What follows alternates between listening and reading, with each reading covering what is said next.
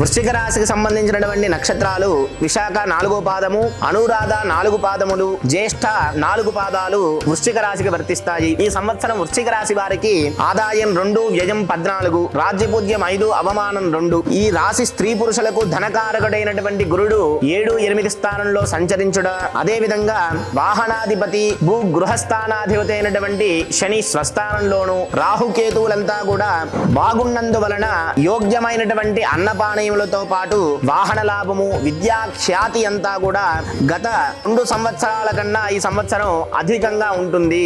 Court లావాదేవీల యందు సర్వత్ర విజయం చేకూరుతుంది. స్వగృహ నిర్మాణము, స్థిరాస్తి వృద్ధికి ఈ సంవత్సరము మీరు మొదలు పెట్టేదానికి ఉత్తమమైనటువంటి మార్గం అంతా కూడా ఈ సంవత్సరం కనబడుతుంది.